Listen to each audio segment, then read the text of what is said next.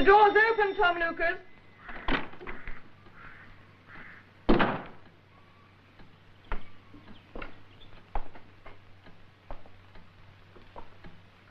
Spring.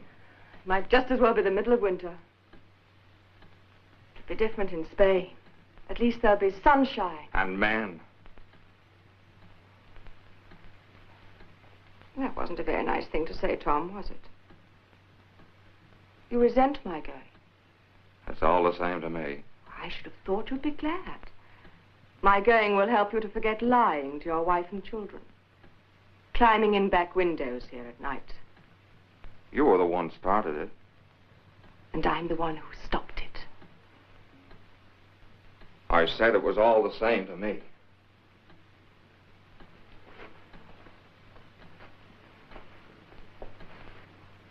We wouldn't want me to miss my train, would we?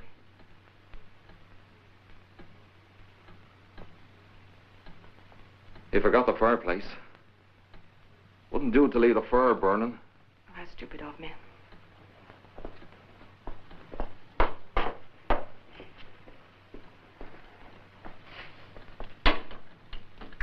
Geraldine. Tom? You'd better let me do that. No! No!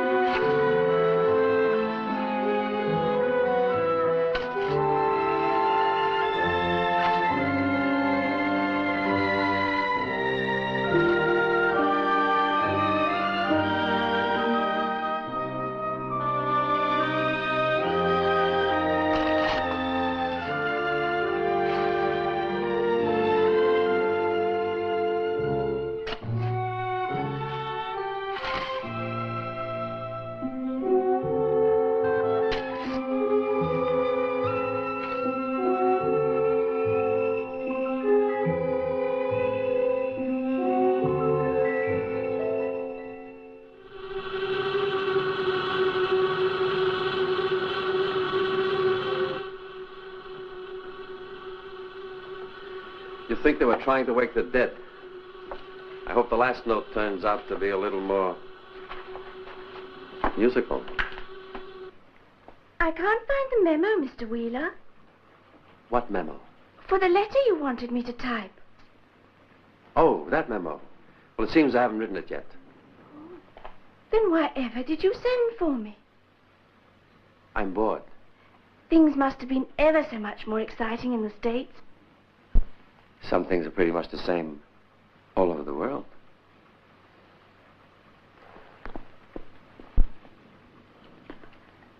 Mr. Salisbury asked me to tell you that the colour vats badly needed caulking. Well, that's his problem. Mr. Wheeler, I think... Crosley, nature never intended you for thinking. I suppose I should have knocked. I didn't realize you might be Dictating. dictating. Crosley, you may go now. You have some work to do. Where? On the street?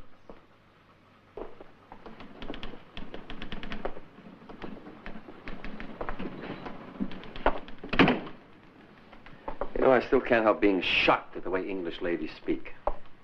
No regard for a man's tender sensibilities. I guess I was in the United States too long. Or not long enough. Would you rather we never met? Married? Fallen in love? Been happy? Happy for 6 months. Miserable for 2 years. For all of those 2 years? I don't think I care for Miss Crosley's lipstick. Oh, speak to her about that. David. You know I can't resist saying things like that. Or doing them. I'll switch secretaries with Osborne. He can have Crosley and I'll take Miss Bodley. She's at least 40 and has a mustache.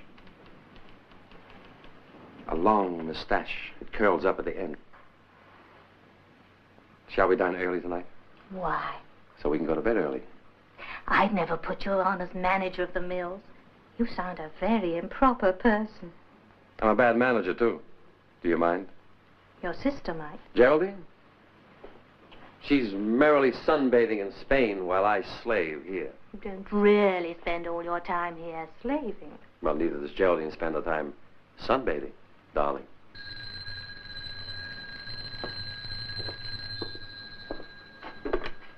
Hello? Yeah, put her through, please. Aunt Helen calling from her ancestral acres. Hello, Auntie? What? No, I haven't heard from her. Yes. All right. All right, I'll take the train to Medvale immediately. I'll bring Carol. Yes. Goodbye. Geraldine's disappeared. She was supposed to join Aunt Helen at the airport. Perhaps Geraldine changed her mind and went somewhere else. She'd have notified Aunt Helen. She might not have wanted your aunt to know where she was really going. You know my sister almost as well as I do. But it's not that simple. Aunt Helen has called in the police because she hasn't heard from Geraldine for 2 days. Are you worried about her, David? It's the police that should be worrying. If they find her where she doesn't want to be found, God help them. Come on, let's take the train.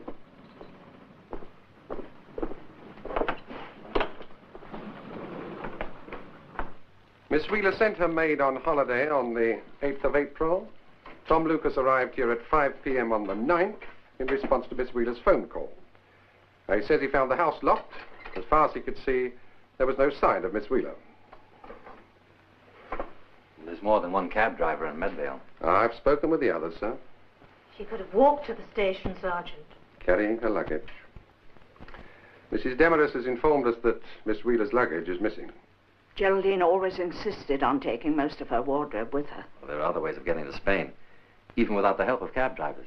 Perhaps a friend. No, I've been in touch with the airport, sir. She didn't leave on any other flight. Well, then she's gone to ground in England. Tell me, Sergeant, do the police suspect, if I may use the expression, foul play? Nobody's even mentioned foul play, sir. I have. The police are acting on Mrs. Demarest's request. Geraldine is a big girl now. Do you think she'd thank you for setting the police on her trail? They may find her under somewhat embarrassing circumstances. I have a feeling, David. I've had it ever since Geraldine didn't turn up, a feeling there's something wrong. It's got stronger since I came to this house. Mr. Wheeler, can you give us any information that might be of assistance to us? Well, let's skip the question and answer period. My sister and I were on extremely bad terms. She didn't like the way I was running the mills, and I didn't like the way she was trying to run me. She owns the mills. And if anything happens to her, I inherit them. That help you any? Well, you know, you're answering questions I haven't even asked, sir. Well, there are a few more. I was sent to the United States during the Blitz when I was a boy. I went to school there. I grew up there. My father heard reports of the way I was living that he didn't like. He left the mills to Geraldine when he died. He was kind enough to make some provisions for me in his will, And that's why Geraldine allowed me to manage the mills. It was against her better judgment. And if you want to examine the books, you will discover that her better judgment was very good indeed. Is there anything else? Nothing else I can think of asking at the moment, sir. See, I told you we could skip the question and answer period. Now, if no one minds, I will have a very long drink. You can decide for yourselves whether it's in sorrow for Geraldine's disappearance or sheer undiluted joy. Oh. Well, I think that's all for the moment.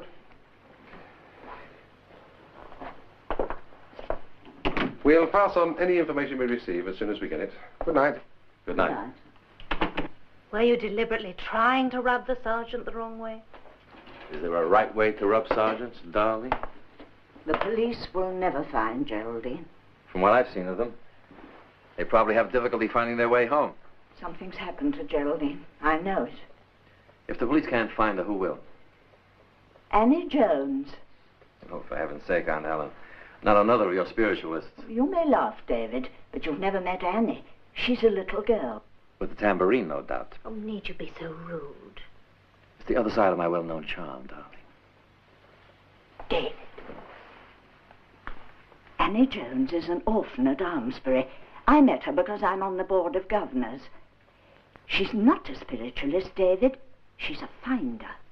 Meaning female bloodhound? She can find things, and people, too. She feels their vibrations somehow. A little girl was lost at the orphanage last year. Annie found her. Who lost her in the first place? Stop it, David. Geraldine is lost. She may be in serious trouble. I doubt it. But if she were, I refuse to believe that some idiot girl in an orphanage can help Annie. She's not an idiot girl. You've never seen her eyes. I want you to admit that you stole Doris's beads.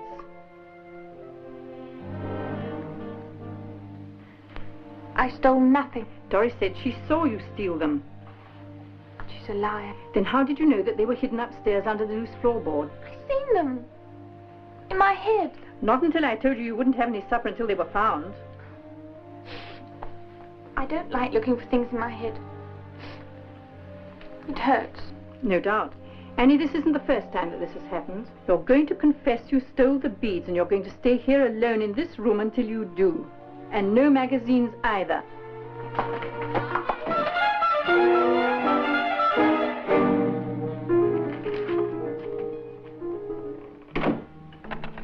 I've seen them. In my head.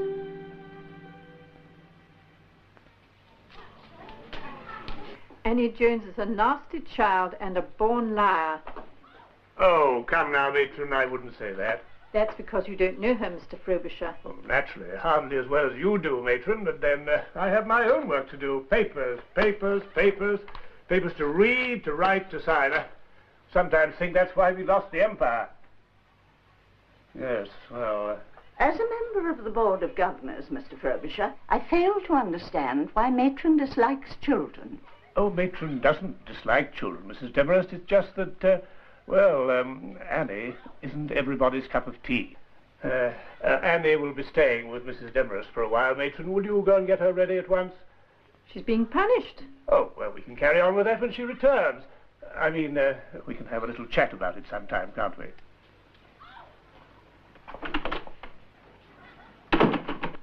Matron's got a heart of gold, you know, really. I grant you, she doesn't wear it on her sleeve exactly, but, well, it'd be rather awkward if she did, wouldn't it? I think I may safely say that thanks to the generous patronage of people like you, Mrs. Demarest, we're doing wonderful work here. Annie has been granted a wonderful gift. Gift, eh? Oh, you mean that silly stuff about her seeing in the dark? It's not seeing in the dark, Mr. Frobisher. It's finding things that are lost, and it's not silly at all. Oh, no, of course it isn't. Especially to those who've lost, whatever it is they've lost. Annie. Annie, my dear, you're coming home to stay with me for a while. Aren't you glad? Yes, sir. Make a nice change for you.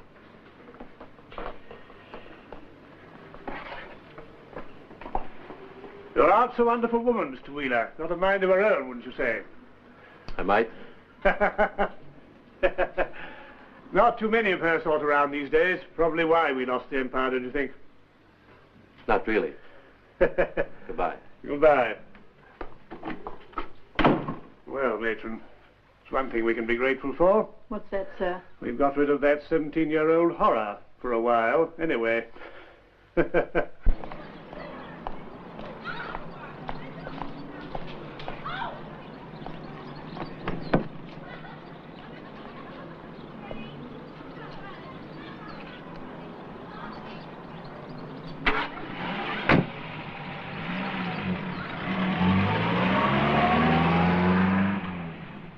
Yes, it'll make such a nice change for you, dear. We're all going to stay at my niece's house. She's David's sister. I don't mind. David's wife will be there, too. I'm sure you'll get along very well with her. Got a light? Do they allow you to smoke at the home? Not blindly. Then I don't think you should smoke when you're away from it. Besides, you're rather young for that sort of thing. What's the game? Oh, well, nothing, really. Well, tell her now. You'll have to sooner or later.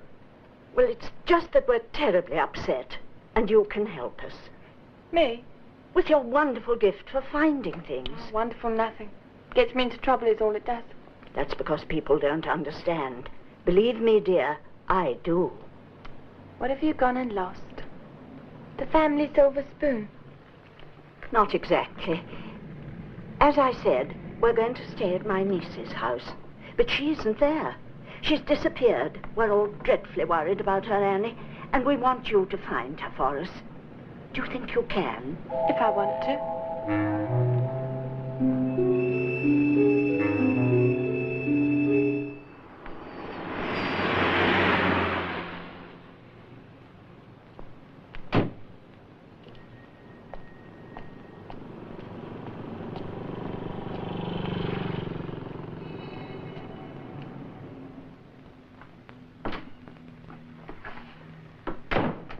Afternoon, Sergeant. So it is. Oh, for heaven's sake, stop fussing. Come on. Yeah. Well, anything on Geraldine Wheeler? Nothing. Well, she could have gone off to Brighton for a bit of this and that. Why bother booking a flight to Spain? It's too cold for this and that in Brighton anyway this time of the year. Whatever this and that means. No, whatever Geraldine Wheeler is, I don't think she planned on being there. You may be right. Well, that comforts me enormously. Marlowe, what do you think of David Wheeler? Well, he seems to have motives for wanting Miss Wheeler out the way. Yeah, the full measure. Flowing over. But did he have the opportunity? Let's find out, shall we? David? David, will you help me? Help you do what? Get into this dress. I'd rather help you get out of a dress than into a dress. How many women have you said that to? None. You're a terrible liar.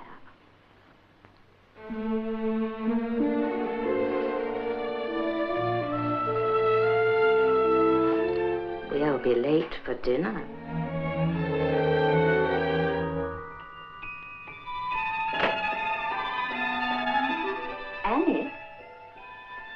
Annie, my dear. Who's got the room there? David and Carol. Isn't this a pretty room, Annie? It's Geraldine's, you know. I put you in here because I thought it might be easier for you to pick up Geraldine's aura.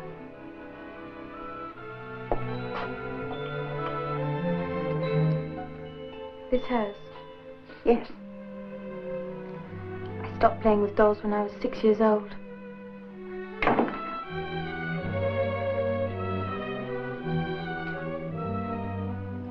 There's plenty of hot water. Why don't you have a nice bath before dinner? I'm not dirty. Not like some. Well, we'll be having dinner in a little while. You'll hear the bell.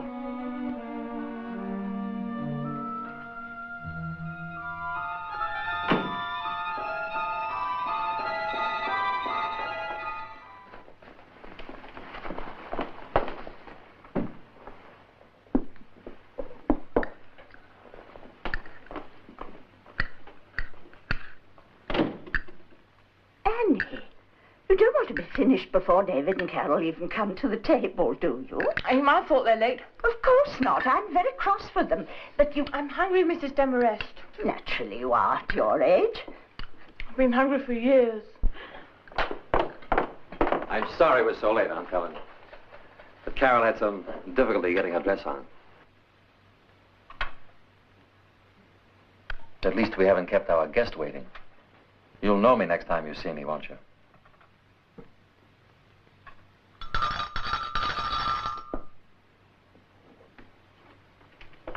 Mr. and Mrs. Wheeler are ready now, Margaret. I won't answer for the roast, though. I'm not used to this kitchen. That's one thing I like about English servants. They're so democratic. Margaret's been with me for 20 years. Which proves she's a very intelligent woman. Where else could she find so charming a hostess? What happened to your cufflink? Oh, I lost it. Carol had to sew me together. She's very good at that.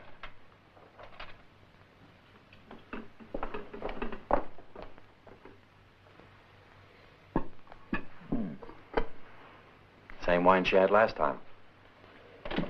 It's a pity Geraldine never married. Her husband might have taught her something about wines. When was the last time you were here, David? Oh, sometime in April. 2 or 3 days before she left for wherever she's gone. I didn't know you'd been here as recently as that. Well, I didn't exactly want to advertise it in the public press. You see, I came down to borrow some money from her. Did she lend it, Wendy? We both know our dear Geraldine better than that now. Don't we, Aunt Helen?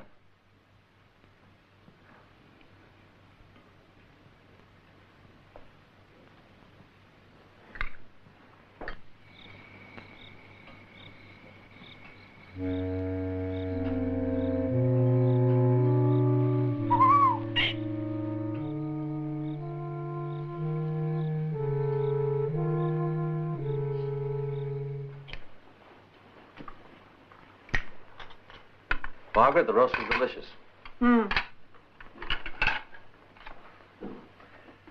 Whatever you may think, Aunt Helen, I suspect that Geraldine's off on some goodwill tour somewhere. What on earth are you talking about? I mean of goodwill toward men, or man, rather. I don't approve of this conversation, especially in front of... I'm sorry. At any rate, it's given me an idea.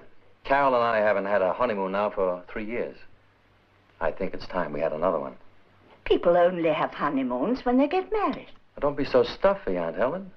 It is my considered opinion that people should have honeymoons regularly. It gives one a chance to improve on past performance. David.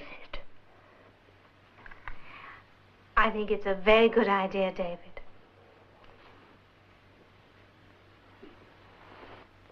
Someone's got to look after the mills.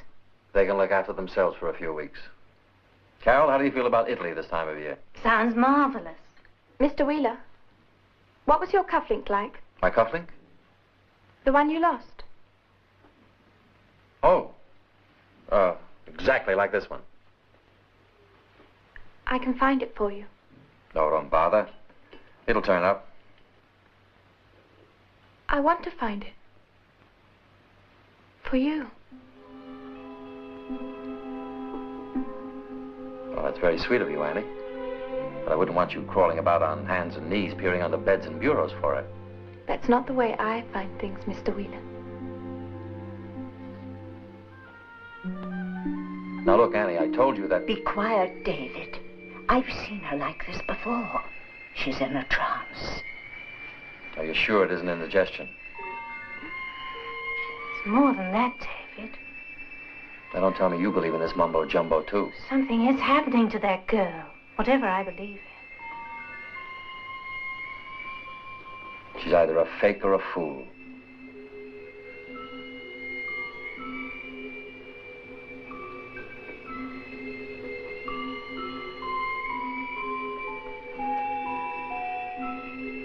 Smooth.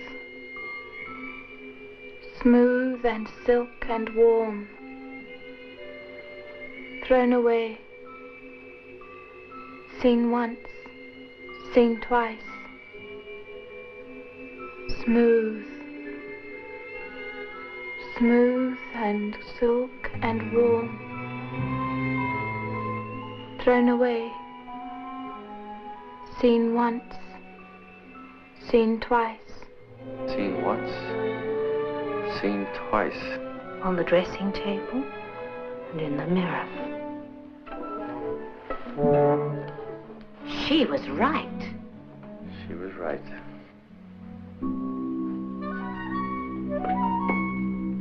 I told you, David. I don't believe it. There must be some other explanation. Well, what other explanation? She could have been peeking through keyholes. There are a lot of things that can be seen peeking through keyholes, David. But hardly anything as small as a cufflink caught in a dress. She's a dirty, unattractive child. Perhaps you haven't looked at her long enough or deeply enough, David. Perhaps I haven't. She found your lost cufflink. Are you still so sure she won't find Geraldine? I'm sure of one thing. It's late and I'm tired. Yes. Good night, Carol. Good night, David.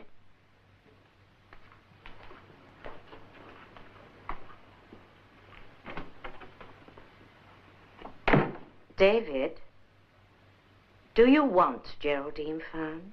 Of course I do. I want her found alive and healthy.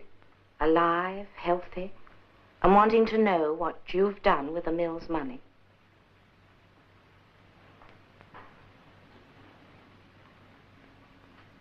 What about the mill's money? I know what your salary is, David. I know the way we've been living. You must have been taking money. Why not call it stealing? Because I love you. Because I suppose I hoped you'd stop before it was too late. And because you like wearing some of that stolen money. I'm sorry, I didn't mean that. Of course you're right.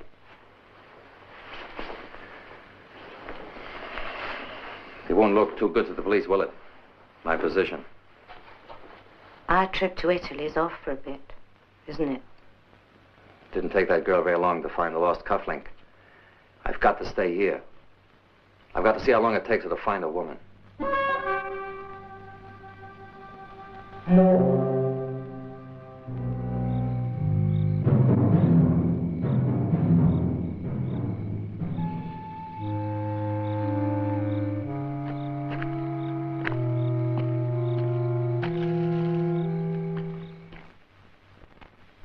Mr. David Wheeler arrived in Midvale on the 4:30 train on the afternoon of April the 7th. That's 2 days before Miss Wheeler's disappearance. Good.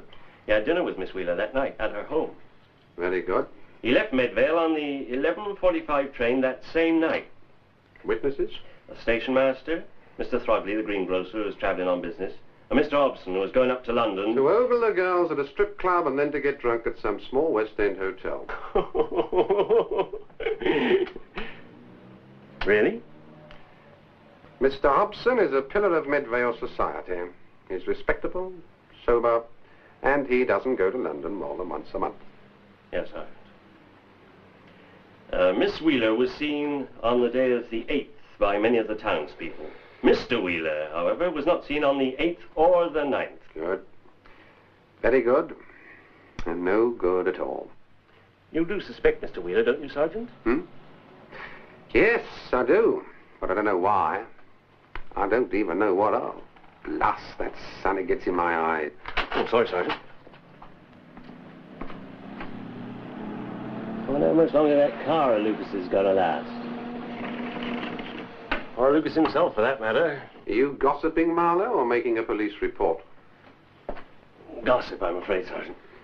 Pity you're not married, then. Ideal outlet for meaningless chatter. Well, go on. What's he been up to? Oh, nothing really. Just for the past week or so, he spent every night in the pub till closing time. Catching drinks? No, buying them, treating everybody. Oh. Taxi business looking up, eh? Oh, more likely he's come into a bit of money, Sergeant. You've got some reason for saying all this, of course. Outside of the fact that the man's paying for his own drinks, I mean. Oh, no, just guessing. You know, he's caught up with his rent for the first time in years. Bought his old woman and kids new clothes, things like that. Is it important? I don't know, Marlowe. I'll have to ask Lucas, won't I?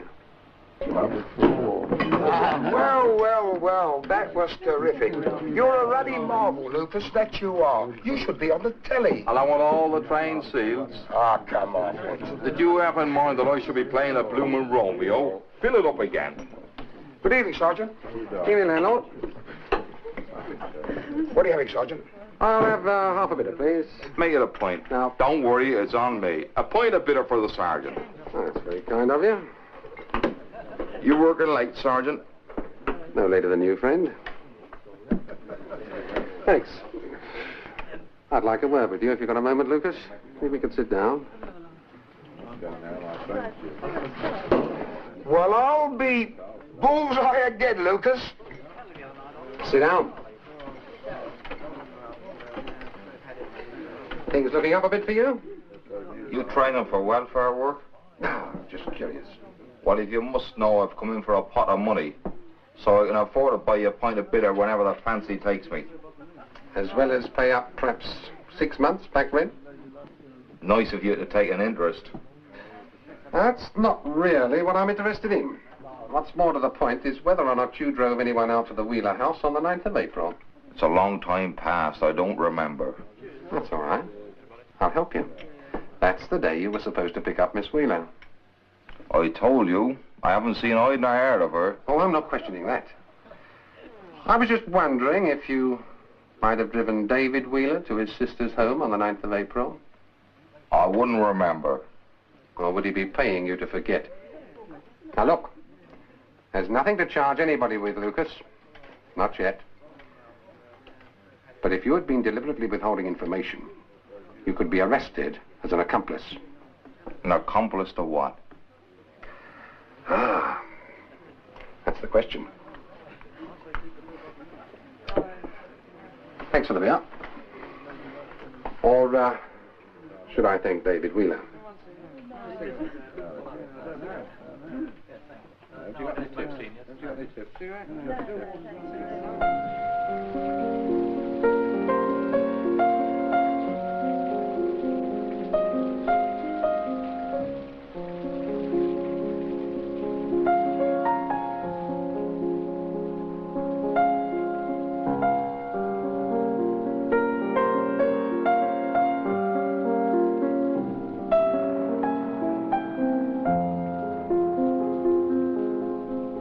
How much longer are we going to have to wait? Till Geraldine gets tired of a fancy man and returns home? I won't have you saying things like that about Geraldine. Obviously, the police aren't going to find her. And neither is your pet clairvoyant. Annie needs time. She's got to absorb Geraldine's aura. Don't you mean Margaret's cooking? I'm just a barrel organ man's monkey to you, ain't I? Turn the handle and I'll dance. Drop a halfpenny in a tin cup and I'll tell you a fortune. My dear girl, I haven't given nearly that much thought to you. Don't take any notice of David, Annie. He's bored. And when he's bored, he likes to hurt people. I should know. Why don't he look at me like I was a human being? Annie, run up to your room and lie down for a while. We're all a bit on edge. We're worried about Geraldine. And we're worried about the police and the rapidly rising price of potatoes.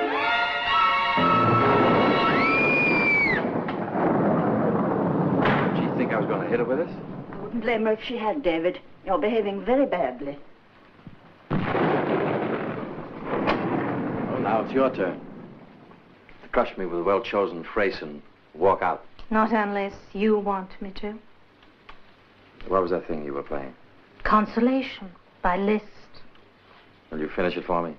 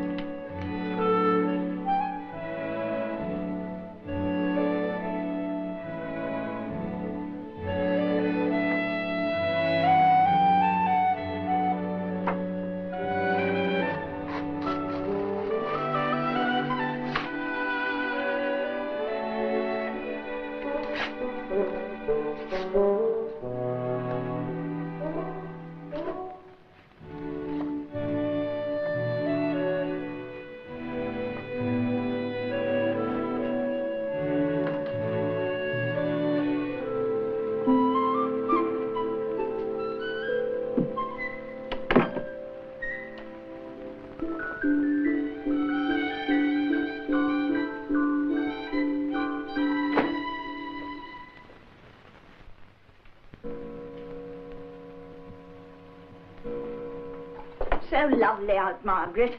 A bit wet, but lovely. Yes, madam. Mrs. Demarest. Yes?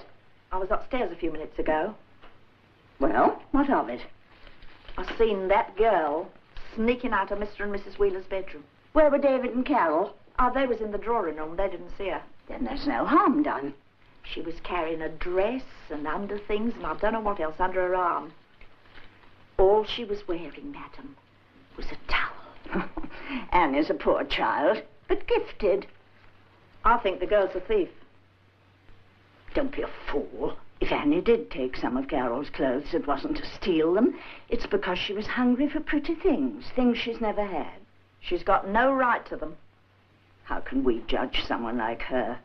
No parents she can remember, no life of her own, no friends. When you were young, weren't you ever tempted to do something a little wrong? Yes, madam. But I never did it.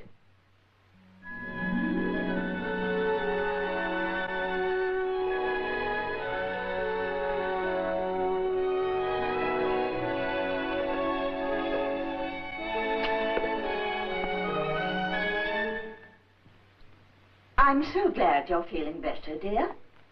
Thank you. That's one of your dresses, isn't it, Carol? I didn't steal it. I borrowed it, that's all I did. Because I haven't got anything nice to wear. My clothes smell of carbolic soap, of years of wearing, of charity in the orphanage. You look very pretty, Annie.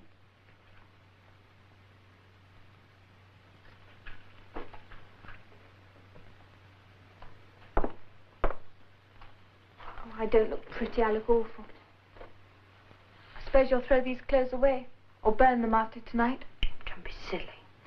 Well, he won't let you wear them. Not after I have. I'm still waiting for a light, David. Sorry, Annie. I must be a very wicked woman. The cards never come out right for me.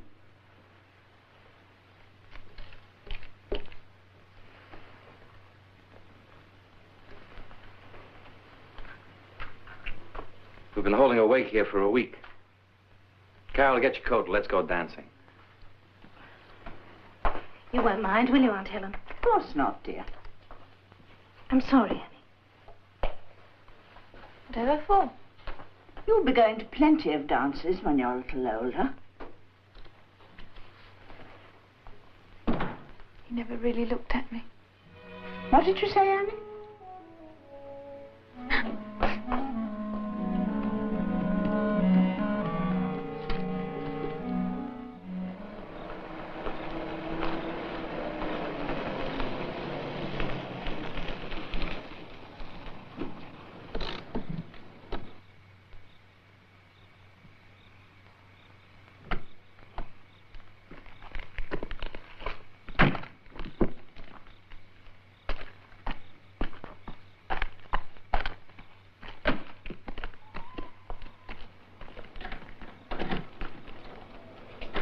I've got to talk to you.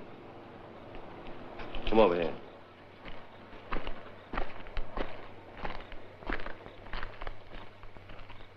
Well, The police have been asking me questions.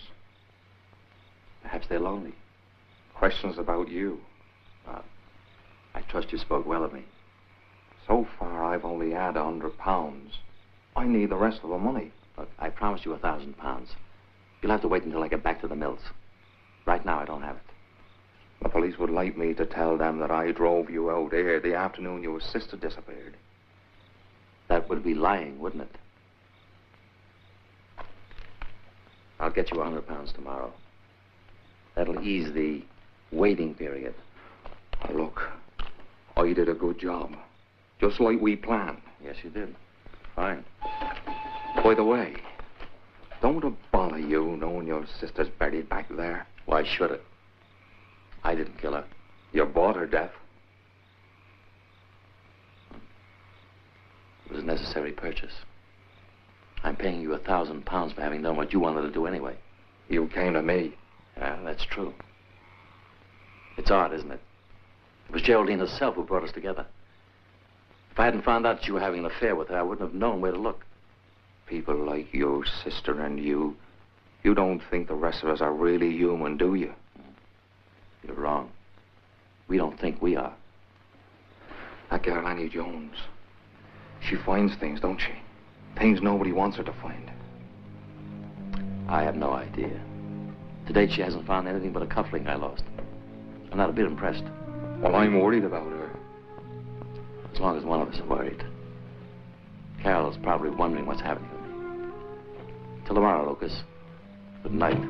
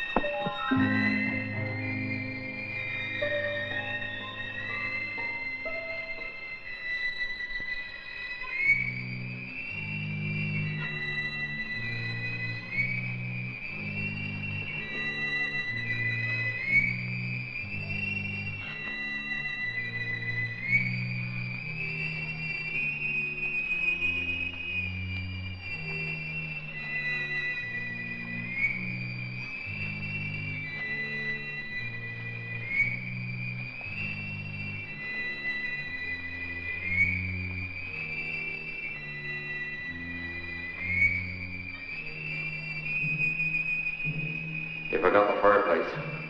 Wouldn't do to leave a fire burning.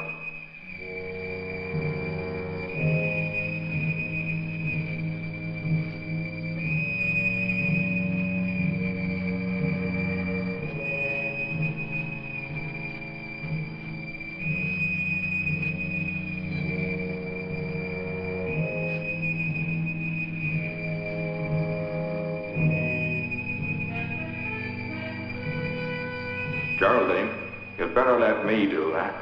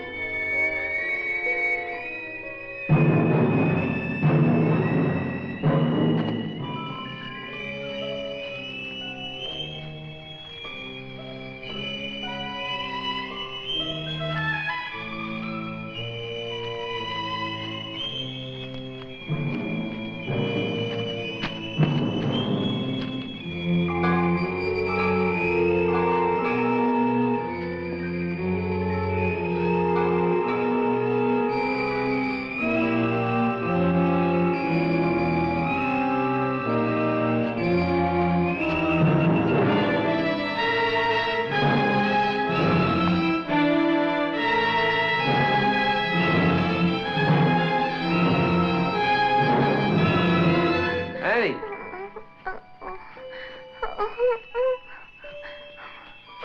Annie! Annie, wake up! Wake up! She was calling me. Who?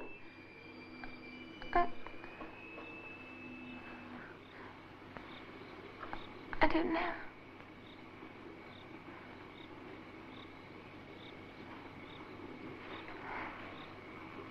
Hello, David. Why are we here? You were walking in your sleep. We better get you into the house before you catch cold. It's your wife's nightgown.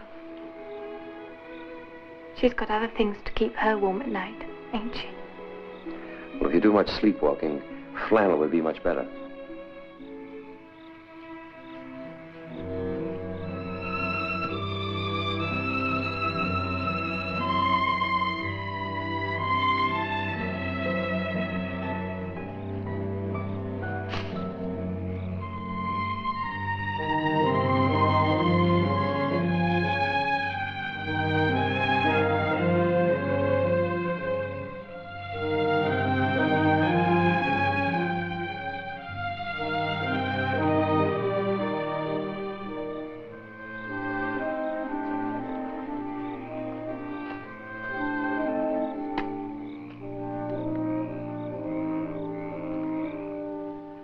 Well, we got you back into the house without waking anyone.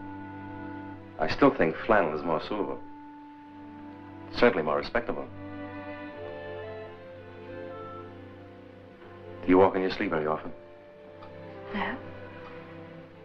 You better not do that anymore.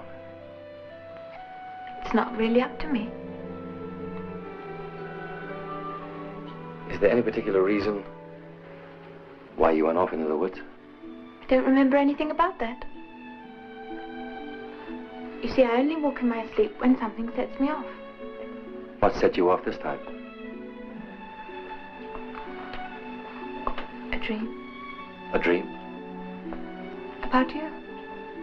A dream about me set you off to walking in the woods? No, the dream had nothing to do with that. It was about you and me. Well, I hope I didn't do anything I shouldn't have. You didn't get the chance. Perhaps that's just as well. Now look, young lady, no more midnight rambles for you. I can't promise that, can I? Because I might get to dreaming again. Well, then don't. How can I stop it? Except a girl don't dream about something she can have when she's awake. You've been reading Freud. Been reading what? Never mind. But I do mind. I mind a lot.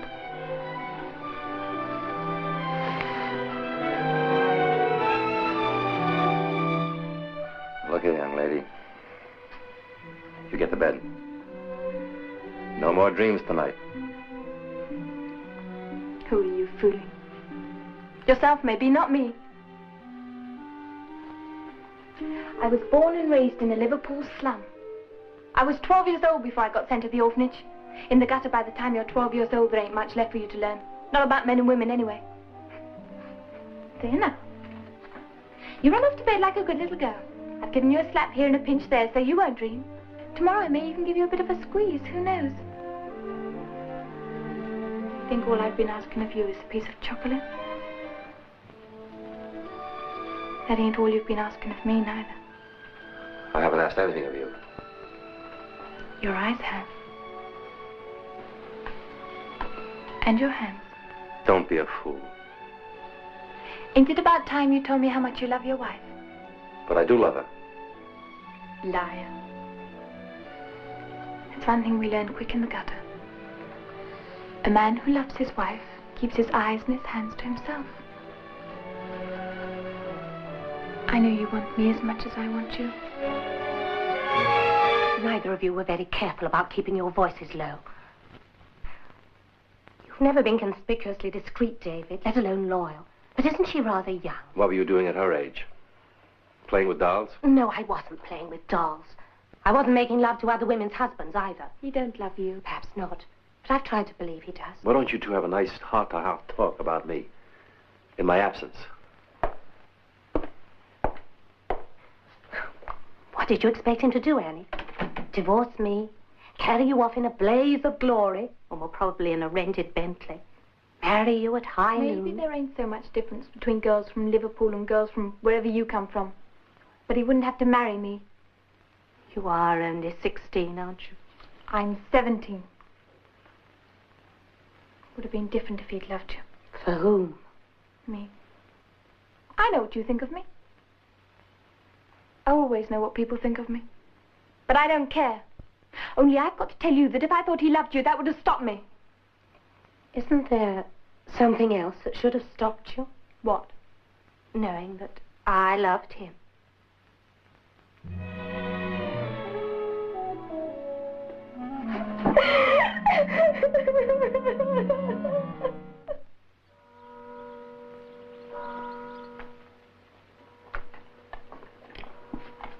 Thank you, Margaret. We'll serve ourselves.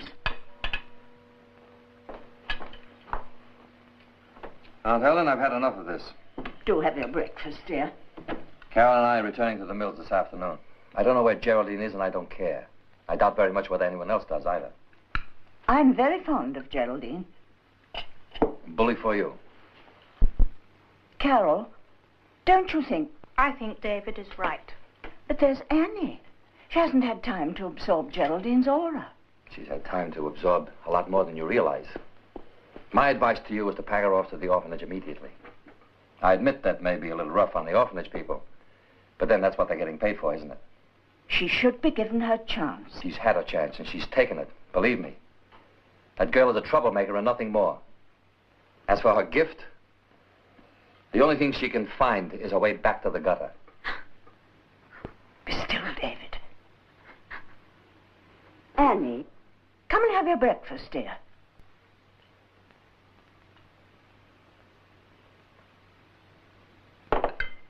Mrs. Demarest? Yes, dear. I'm ready to find Geraldine. Really?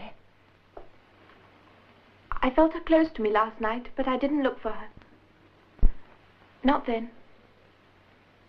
I'm going to now.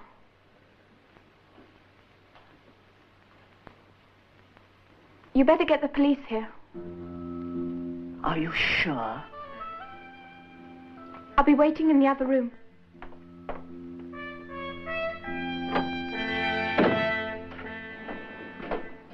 Marlowe, do you know that the Bromley assassin used just such a paper knife as this to dispatch 6 of his wives? Really? Must have been very painful for him, Sergeant. Now, hold on a moment, in case it concerns you. Hello, Sergeant Henry speaking. Yes? Oh, hold the line a moment, please. That's all right, run along. And keep an eye on Lucas. Oh, I'm being invited to partake of spirits. Oh, lovely. This hour of the morning? Unfortunately, not alcoholic spirits. Yes? Yes, of course, Mrs. Demarest. Yes, you're quite right. I'll come over there myself. I'm leaving immediately. Goodbye.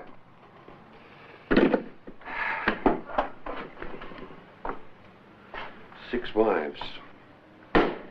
No wonder.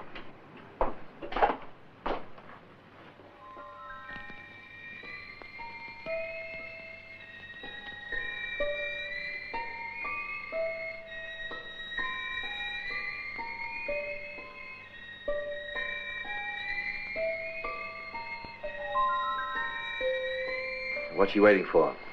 A violin obligato? David, please.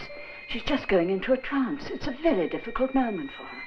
A very difficult half hour. It's more like it. Sergeant, do you believe in nonsense? If it is nonsense, no, sir. Why are you here? To see if the girl will speak. Suppose she does. Suppose she says that Geraldine is cavorting in the upper Amazon with Peruvian headhunters. Well, that would be very odd, sir, seeing that the upper Amazon isn't in Peru at all. Well, you've no idea how Peruvian headhunters get around these days.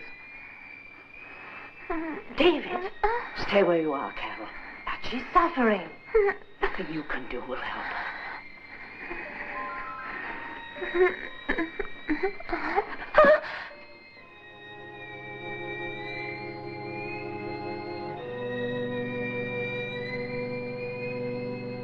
Aunt Helen. Aunt Helen.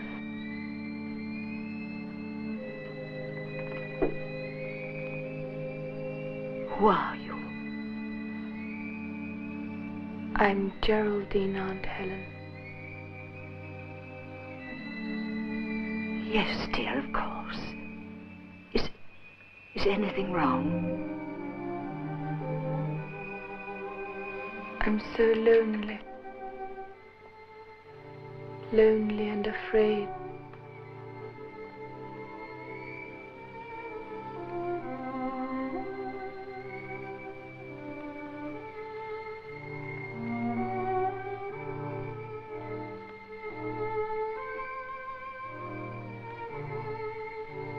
Everything's going to be all right, Geraldine. Just tell us where you are.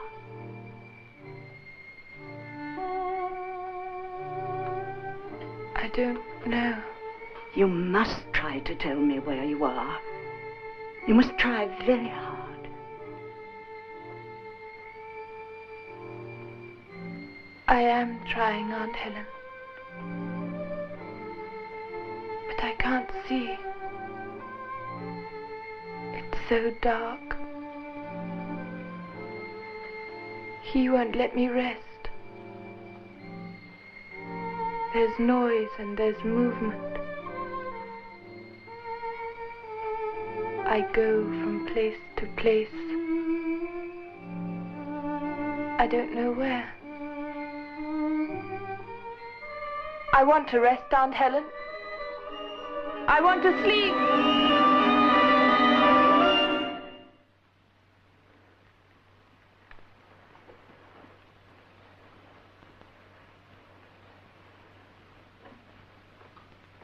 Did I? Did she tell you anything?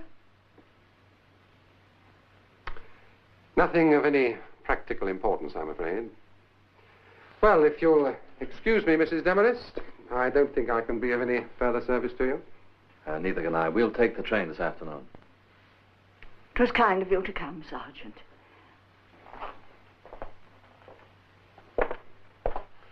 Oh, goodbye.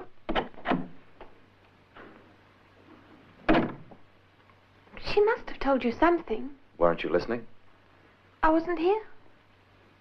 She came into my head. I wasn't here at all. Well, then, for your information, she seems to be traveling around the countryside with a rather athletic lover. I know you can't help being cruel, David, but need you be vulgar as well?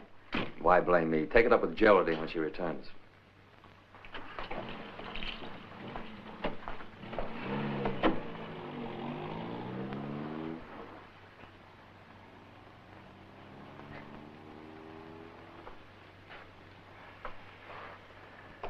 Well, Annie, that was a very good try, but not good enough.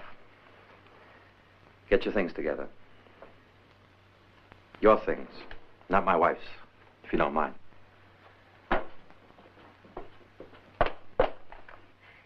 Maybe nobody's going to believe me. Maybe not ever. But when I'm taken over, it's not by the spirit of anybody living. I don't know what she said with my lips, or what she saw through my eyes. But it's because she can't speak anymore with her lips, or see anything with her eyes. She's dead.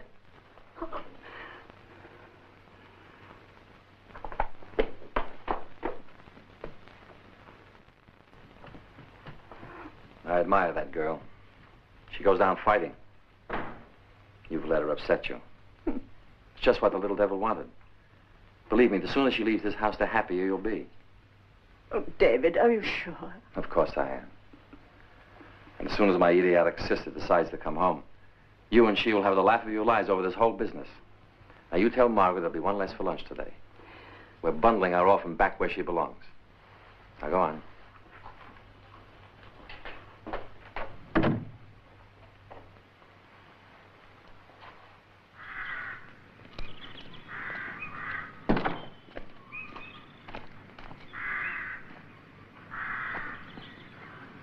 You got it all your own way now, haven't you? Not really. I haven't entirely forgotten last night. It's a pity Carol woke up when she did. However, they'll be letting you out of the orphanage soon. And when they do, you might consider applying for a job at the Wheeler Mills. Ask for me.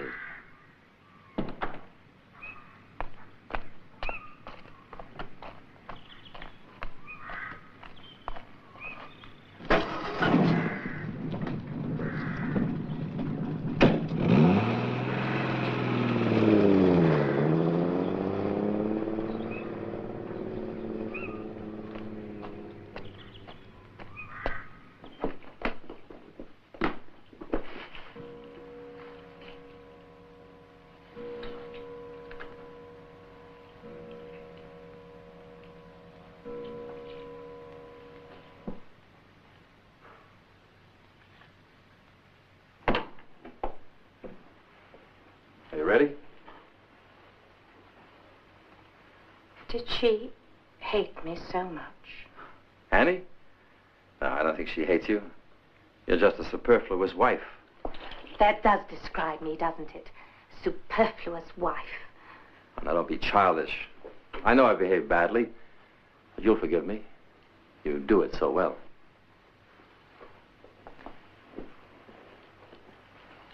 I've had enough practice.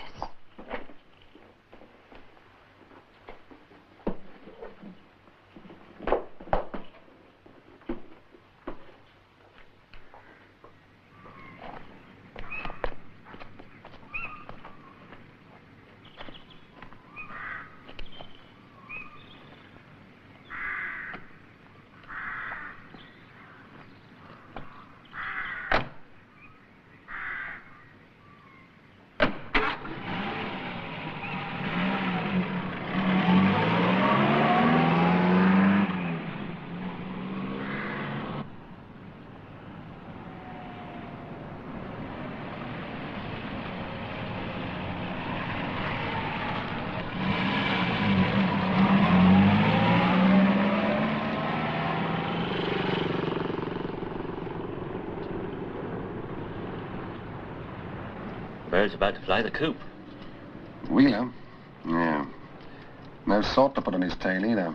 Not a pinch.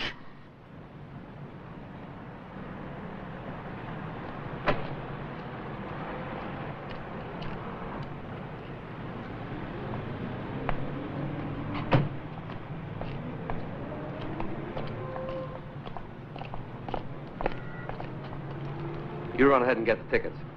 I'll settle with Lucas.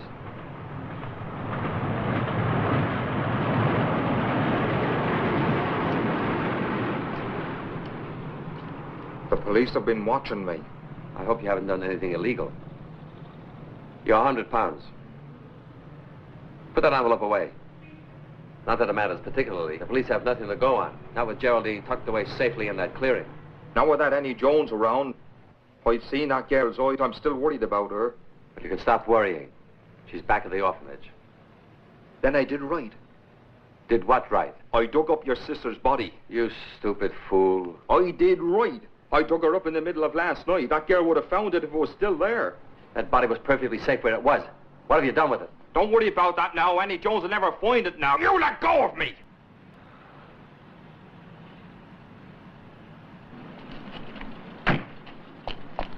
Annie Jones is a devil. Forget Annie Jones. It's the police I'm worried about. Lucas! Lucas!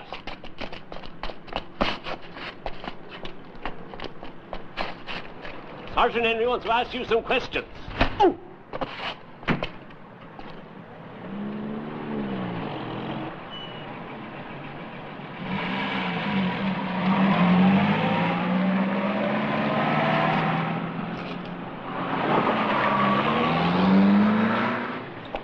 David, the train will be here in a minute.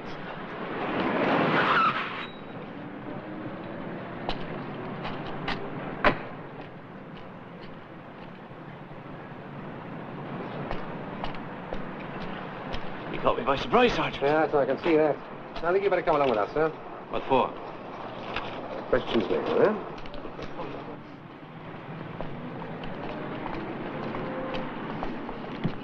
Am I under arrest? We'll see.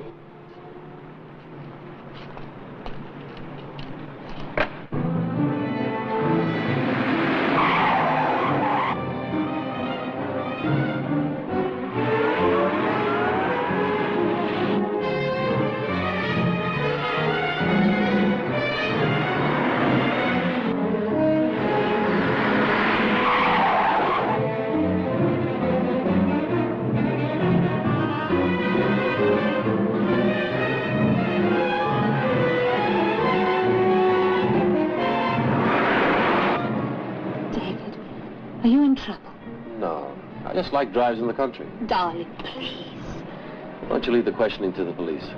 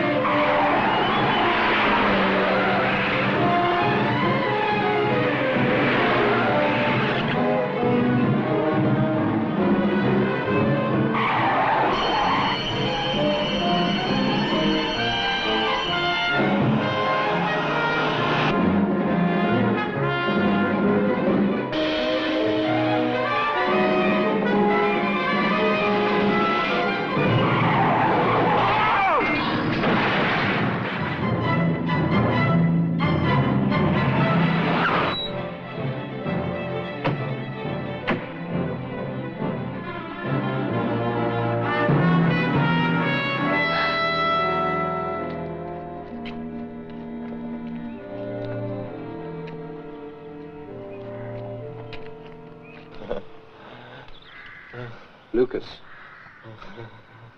Lucas, can you hear me? Now listen, you've got to tell me. What do you know about the death of Geraldine Wheeler? I killed her. You did? Well, why?